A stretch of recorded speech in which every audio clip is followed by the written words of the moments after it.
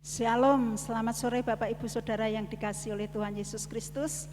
Bagaimana kabarnya hari ini? Luar biasa, Tuhan baik walaupun kita beribadah di rumah. Kita percaya bahwa Tuhan hadir di tengah-tengah kita dan Tuhan akan memulihkan keadaan kita.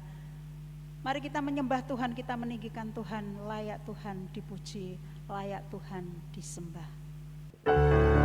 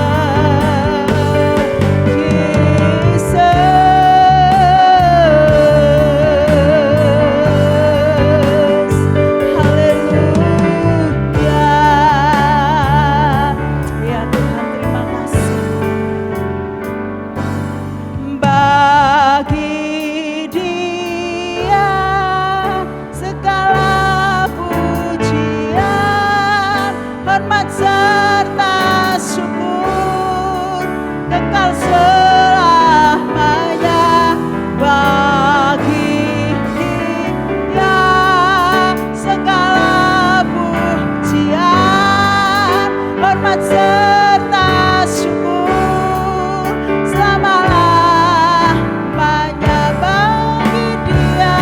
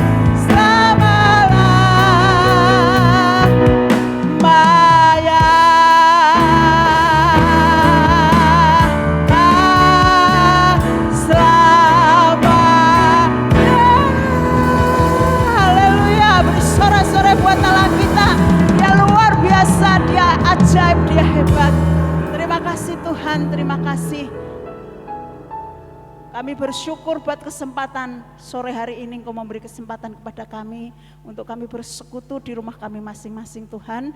Kami tahu Engkau hadir di tengah-tengah kami, Engkau memberkati kami, Engkau akan memulihkan setiap keadaan kami Tuhan. Baik kami yang sakit disembuhkan, yang susah dihiburkan oleh Tuhan. Karena kami percaya Tuhan Engkau hadir di tengah-tengah kami. Dan kami menyerahkan ibadah kami pada kesempatan sore hari ini dari awal, pertengahan hingga akhirnya ke dalam tangan-Mu yang penuh kuasa. Dalam nama Tuhan Yesus kami berdoa dan mengucap syukur. Haleluya. Amin. Shalom Bapak Ibu. Mari kita bersyukur kembali walaupun kita dalam keadaan di rumah masing-masing kita ibadah. Tetapi mari kita bersyukur kepada Tuhan. Hari ini hari yang telah dijadikan Tuhan. Mari kita bersuka. Kita bersuka di dalam Tuhan.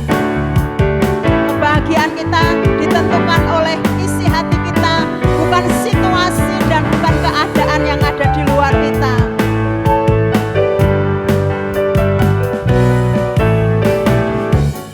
Hari ini hari yang telah dijadikan Tuhan, mari kita bersuka.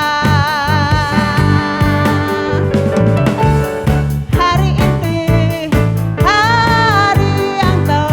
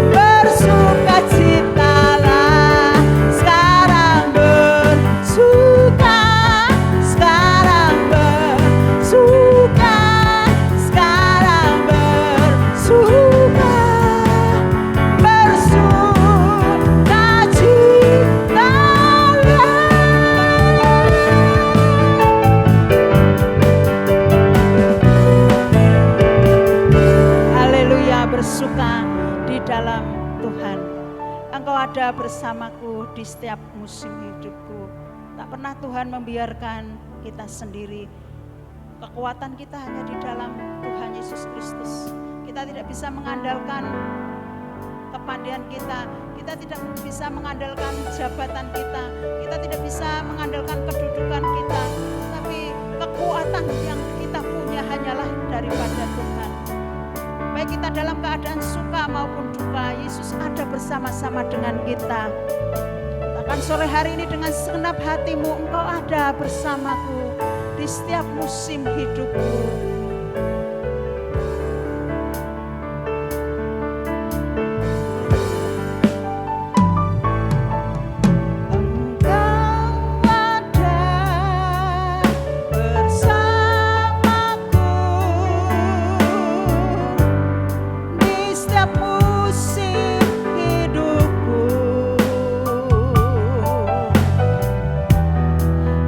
Pernah kau biarkan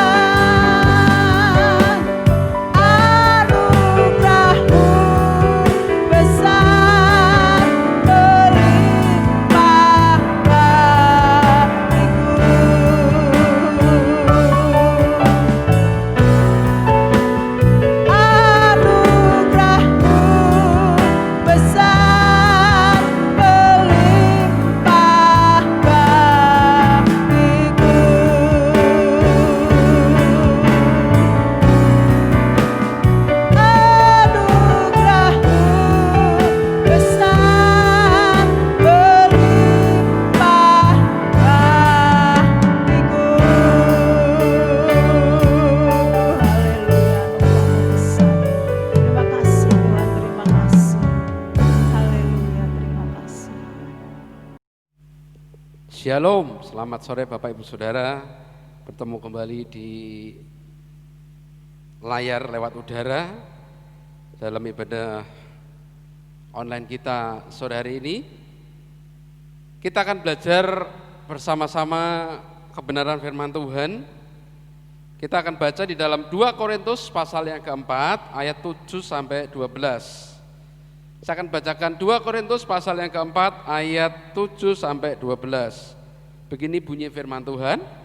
Tetapi harta ini kami punyai dalam bejana tanah liat, supaya nyata bahwa kekuatan yang melimpah-limpah itu berasal dari Allah, bukan dari diri kami. Dalam segala hal kami ditindas, namun tidak terjepit. Kami habis akal, namun tidak putus asa. Kami dianiaya, namun tidak ditinggalkan sendirian. Kami diempaskan namun tidak binasa. Kami senantiasa membawa kematian Yesus di dalam tubuh kami, supaya kehidupan Yesus juga menjadi nyata di dalam tubuh kami. Sebab kami yang masih hidup ini terus-menerus diserahkan kepada maut karena Yesus, supaya juga hidup Yesus menjadi nyata di dalam tubuh kami yang fana ini. Maka demikianlah maut giat di dalam diri kami dan hidup giat di dalam kamu. Minggu yang lalu kita baru saja memperingati Hari Raya Pentakosta, di mana kita merayakan Roh Kudus kembali dicurahkan dalam hidup kita, memenuhi setiap orang-orang percaya yang rindu, yang haus akan kehadirannya di dalam hidupnya. Nah, sore hari ini Bapak Ibu Saudara, ketika hidup kita dipenuhi dengan Roh Kudus, ketika Roh Kudus curahkan kembali atas hidup kita, apa yang harus kita buat, apa yang harus kita kerjakan? Saya mengajak kita sore hari ini belajar tentang judul firman Tuhan, yaitu mengembangkan potensi diri. Nah, kita semua sudah tahu bahwa sejak semula Tuhan menciptakan kita manusia, kita sudah diberikan keunikan tersendiri, kita sudah diberikan kemampuan, potensi diri, kecakapan satu demi satu. Dan kemampuan yang diberikan Tuhan itu satu dengan yang lain berbeda. Namun dalam perbedaan itu harusnya menjadi satu sisi positif untuk saling melengkapi. Sebab itulah tujuan Tuhan menciptakan manusia dengan bakat, talenta, dan kemampuan yang berbeda-beda. Supaya terjalin satu kekuatan, satu kerjasama yang baik di dalam kehidupannya. Nah, kita mesti ingat di dalam Matius pasal 25 ayat 14 sampai 30 dikisahkan tentang talenta. Di mana Tuhan memberikan talenta itu ada yang 1, ada yang 2, ada yang 5. Tergantung kemampuan yang dimiliki oleh orang tersebut. Nah, talenta, bakat, kemampuan, bahkan kelebihan yang Tuhan berikan dalam hidup kita, itu seharusnya digunakan untuk kita mengenal Allah, mengenal Tuhan lebih dalam lewat kata dan perbuatan kita. Nah, mengapa?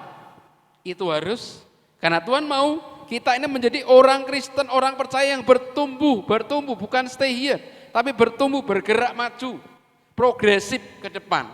Karena itu Tuhan memberikan kembali rohnya, melengkapi kita, mengurapi kita, supaya kita mampu bertumbuh.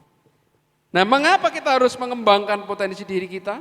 Seperti yang disaksikan Paulus di dalam ayat yang ke-7. Tetapi harta ini yang kami punyai dalam bejana tanah liat, supaya nyata bahwa kekuatan yang melimpah-limpah itu berasal dari Allah, bukan dari diri kami. Alasan mengapa kita harus mengembangkan potensi diri kita adalah karena Tuhan sudah memberikan kekuatan yang berlimpah-limpah dalam hidup kita. Bahkan kekuatan itu artinya berlimpah-limpah, artinya tidak terbatas. Nah, bagaimana kekuatan yang dilimpahkan Tuhan itu memampukan kita untuk mengembangkan bakat talenta kita dengan baik. Yang pertama, ya ada 3 poin penting yang akan kita renungkan secara singkat sore hari ini. Yang pertama adalah kita perlu memiliki good motivation, motivasi yang baik. Nah, bicara mengenai motivasi yang baik itu adalah artinya bahwa baik tidaknya sikap dan pandangan hidup seseorang tergantung seberapa besar, seberapa jauh dia punya motivasi yang baik, tujuan hidup yang baik. Ada Alkitab mengatakan bahwa Mereka makan hanya untuk mengenyangkan perut mereka. Mereka hidup hanya untuk mengenyangkan perut mereka. Mereka hidup bukan hanya untuk memuaskan keinginan mata mereka. Itu hidup orang-orang yang tidak memiliki motivasi yang benar, yang baik. Karena apa? Tidak tahu tujuan arah hidupnya nanti kemana. Tapi berbeda dengan kehidupan kita. Paulus memberikan satu teladan, satu contoh. Tetapi harta ini kami punyai dalam bencana tanah liat. Sehingga dalam ayat yang ke-8 dia berkata, dalam segala hal kami ditindas namun tidak terjepit. Kami habis akal namun tidak putus asa. Rasul Paulus mengalami tindasan, mendapatkan tekanan, namun tidak pernah merasa terjepit. Meskipun di penjara, Paulus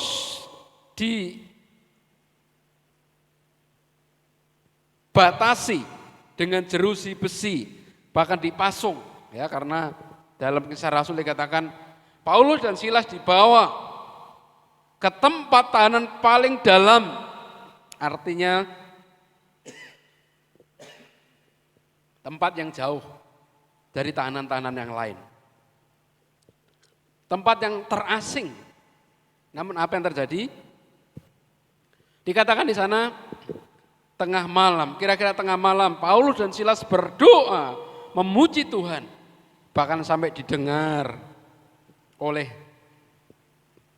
para tahanan-tahanan yang lainnya. Ini menunjukkan bahwa hati, motivasi hidup Paulus tidak terpenjara oleh situasi, keadaan yang ada.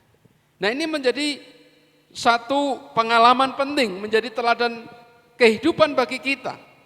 Bahwa ketika hidup kita mengalami tekanan, tantangan seberat, sebesar apapun. Toh belajar dari kehidupan Paulus. Toh tantangan, himpitan kita tidak lebih berat dari apa yang dialami Paulus. Aku harus punya motivasi hidup. Ya, meskipun kondisinya seperti itu. Meskipun keadaannya tidak enak, kita tidak bisa berkata, Tuhan aku bersyukur. Nah, kenapa? Kondisi hidup kita susah, sedih. Nah, Nabi belajar dari Paulus. Meskipun secara fisik dia dipasung, dia dipenjara dengan jeruji besi. Belajar dari pengalaman hidup Paulus, mari Bapak Ibu Saudara, tidak ada kesulitan, tantangan yang terlalu sulit kita alami, kita hadapi, melebihi apa yang dialami oleh Paulus. Karena itu lewat tekanan, tantangan yang ada, apalagi dalam kondisi pandemi sekarang ini, yakinlah, miliki motivasi yang baik, kekuatan Tuhan pasti akan berlimpah-limpah dinyatakan di dalam kehidupan kita. Ingat bahwa hidup kita dalam kondisi apapun adalah untuk melayani Tuhan. Dan orang yang siap melayani Tuhan harus siap juga memikul salibnya. Kemudian motivasi yang baik yang kita miliki ketika kita sadar, ketika kita yakin bahwa hidup kita untuk memuliakan Tuhan. Maka seperti yang dikatakan Paulus di situ, kami habis akal namun tidak putus asa. Paulus dengan segala tantangan, tekanannya dia tidak merasa putus asa. Kenapa? Ketika dia sadar bahwa di dalam Tuhan, dalam dirinya akan ada kekuatan yang berlimpah-limpah, maka itu akan mendatangkan hikmat yang daripada Tuhan. Sehingga hikmat Tuhan itu akan memampukan Paulus untuk tidak mudah putus asa, karena ada penyertaan Tuhan yang nyata di dalam kehidupannya. Jadi yang pertama, bagaimana kita bisa mengembangkan kemampuan diri kita, potensi diri kita. Karena kekuatan Tuhan yang pertama adalah tadi karena adanya motivasi yang baik. Kemudian yang kedua, kita yakin apa yang dialami Paulus, ayat 9, kami dianiaya namun tidak ditinggalkan sendirian, kami dihempaskan namun tidak binasa. Artinya bahwa di dalam keadaan tertekan, tantangan, terjepit sekalipun, Paulus menyadari ada Tuhan yang beserta dengan dia. Jadi artinya bahwa ketika kita mengalami penyertaan Tuhan, maka kita tidak akan pernah merasa sendirian dalam hidup kita. Sekalipun sengsara, tekanan, penganiayaan menghimpit kehidupan kita. Namun kita bisa sadar bahwa semuanya itu pun terjadi seizin Tuhan. Karena itu alami dan rasakan penyertaan Tuhan dalam hidup kita, dalam kondisi dan situasi apapun, untuk kita bisa mengembangkan bakat talenta kita bagi Tuhan, supaya hidup kita pun dapat memberkati banyak orang. Poin yang ketiga atau poin yang terakhir adalah bersama Tuhan kita pasti bisa. Dalam ayat 10 dikatakan bahwa kami senantiasa membawa kematian Yesus di dalam tubuh kami, supaya kehidupan Yesus juga menjadi nyata di dalam tubuh kami. Kita bisa mengembangkan bakat, talenta, kemampuan, potensi diri kita. Ketika kita sadar, ketika kita yakin bahwa bersama dengan Tuhan, kita pasti bisa. Ada satu peribahasa atau pepatah, there will, there way. Di mana ada kemauan, di situ ada jalan. Ada satu kisah diumpamakan dalam sebuah narasi tentang cerita antara seekor burung gagak dan kendi. Di mana dikatakan bahwa seekor burung gagak itu terbang ke sana kemari, akhirnya dia merasa kehausan. Di dalam titik-titik dia mengalami satu kehausan paling puncaknya. Dia melihat di bawah itu ada sebuah kendi. Nah, di dalam kendi itu dia lihat dengan paruhnya, dengan mata.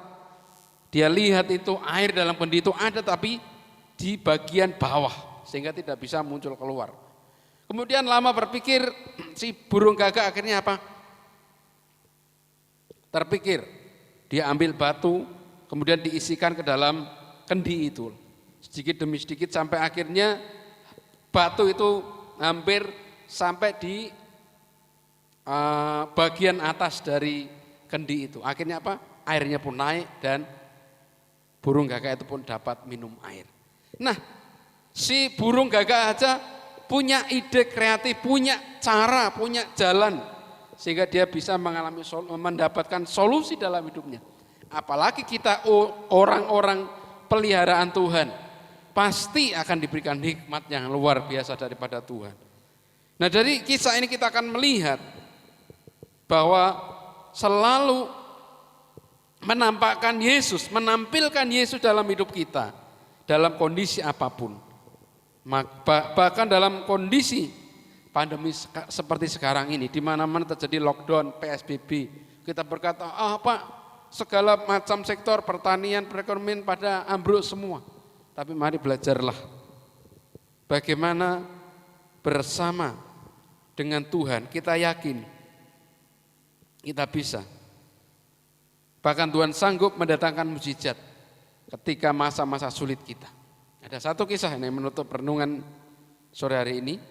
Nah, kemarin waktu saya mengikuti Zoom meeting di Superbook tentang melayani menembus batas. Ada satu kisah kesaksian dari seorang pendeta, Filipus namanya, dia melayani di Yayasan Christoperus. Dalam kondisi pandemi, yayasan ini menggalang donasi, dana. Akhirnya para donatur banyak yang menyumbangkan kekayaan mereka, sebagian kekayaan mereka untuk membantu orang-orang. Akhirnya terkumpul lebih dari apa yang dipikirkan. Nah, tanpa sadar ketika yayasan ini tidak memikirkan dengan kasnya sendiri, akhirnya apa yang terjadi setelah mereka membantu baik dalam bentuk masker, sembako dan segala macam kesehatan, akhirnya apa? Dicek, ternyata kas yayasannya 2 kali lipatnya daripada kas sebelumnya. Nah, ini menjadi contoh bahwa dalam kondisi sulit bersama Tuhan kita pasti bisa. Artinya apa? Ketika kita fokus untuk melayani Tuhan, ketika kita fokus membantu orang lain, mengembangkan apa yang bisa kita kembangkan untuk membantu, untuk bisa memberkati orang lain, maka Tuhan itu yang akan tambahkan berkatnya buat kita, buat apa yang kita kerjakan. Salam sukses, Tuhan Yesus memberkati. Mari kita berdoa. Terima kasih Tuhan, kami bersyukur buat kemurahan-Mu. Sore hari ini hamba-Mu sudah selesai menyampaikan kebenaran firman-Mu karena keterbatasan kami. Namun kami yakin percaya Roh Kudus yang akan mempertajam, memperjelas firman-Mu menjadi rema yang bertumbuh dan berbuah dalam hidup setiap kami pribadi lepas pribadi.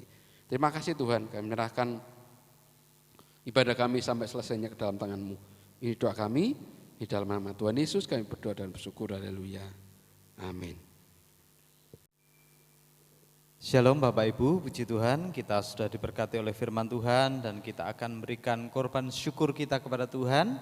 Mari kita bersama-sama berdoa. Tuhan, kami mengucap syukur atas kebenaran firman-Mu yang sudah kami dengar di kesempatan sore hari ini, dan kami akan memberikan korban syukur kami kepada Engkau sebagai rasa ucapan terima kasih kami atas berkat yang Kau limpahkan dalam kehidupan kami sepanjang minggu ini. Terima kasih ya Tuhan, Engkau memberkati setiap persembahan yang kami tabur, yang kami persembahkan.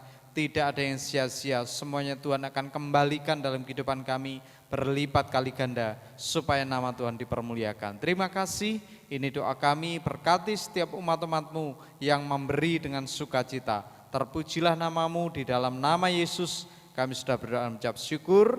Haleluya, amin. Terima kasih untuk persembahan Bapak Ibu Saudara sekalian. Kiranya setiap taburan yang Bapak Ibu persembahkan akan menjadi sarana untuk kemuliaan nama Tuhan di pelayanan kita bersama di GKI Efrata. Dan mengakhiri ibadah kita pada sore hari ini, mari kita naikkan doa-doa syafaat kita. Kita berdoa untuk gereja kita supaya di waktu-waktu yang akan datang kita bisa beribadah bersama-sama kembali, supaya kita bisa menikmati kebersamaan dan kita bisa menyembah Tuhan bersama-sama. Saudara yang dikasihi Tuhan, mari kita siapkan hati kita untuk kita menutup rangkaian ibadah online pada sore hari ini. Biarkan Tuhan memberkati, melawat hidup kita melalui ibadah yang singkat ini. Kita boleh diberkati dan nama Tuhan Yesus dipermuliakan. Mari kita sama-sama berdoa. Tuhan Yesus, kami ucap syukur di kesempatan sore hari yang indah ini. Kami sudah memberikan korban syukur, kami sudah menikmati akan firman-Mu, dan kami sudah memuji-muji Engkau. Dan di akhir daripada ibadah kami akan berdoa, kiranya Tuhan, Engkau yang memberkati apa yang kami lakukan pada sore hari ini, nama Tuhan dipermuliakan. Kami berdoa untuk bangsa kami Indonesia, di tengah pandemi yang ada ini, kalau di dalam waktu-waktu yang akan datang, masing-masing rumah ibadah akan dibuka, Tuhan juga memberkati supaya tidak terjadi hal-hal yang negatif, semuanya mendatangkan hal yang baik, hal yang positif. Dan kami berdoa Engkau memberkati juga para keamanan, para tenaga medis yang bekerja keras bagi bangsa kami ini. Biarlah kekuatan yang daripada Tuhan turun atas kehidupan mereka.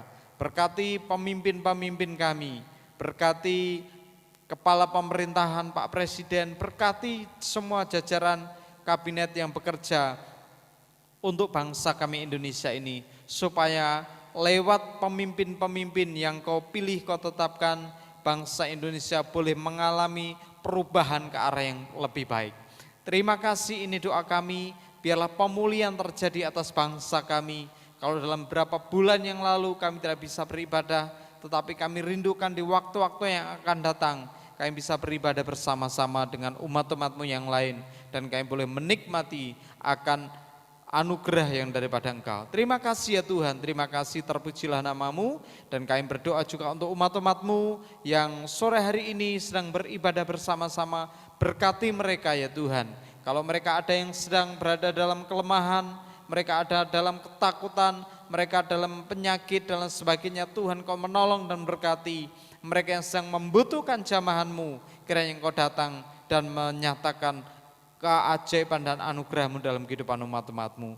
Terima kasih ya Tuhan, terima kasih, terpujilah nama-Mu, berkati mereka semua dengan berkat kesehatan dan kekuatan yang daripada Engkau. Terpujilah nama-Mu, ini doa kami. Jemaat Tuhan yang dikasihi Tuhan, sebelum saudara meninggalkan tempat duduk saudara, mari kita arahkan kedua tangan kita angkat kedua tangan dan terimalah berkat yang daripada Tuhan. Jemaat Tuhan, pulanglah ke rumahmu dengan membawa berkat Tuhan ini. Tuhan memberi engkau kesehatan, Tuhan memberi engkau kekuatan, Tuhan melindungi dan memberkati engkau keamanan di segala tempat kediamanmu. Roh hikmat dan wahyu akan menuntun engkau dalam hidup takut akan Tuhan. Apa yang dikerjakan oleh tanganmu dibuat berhasil dan beruntung, supaya nama Tuhan dipermuliakan.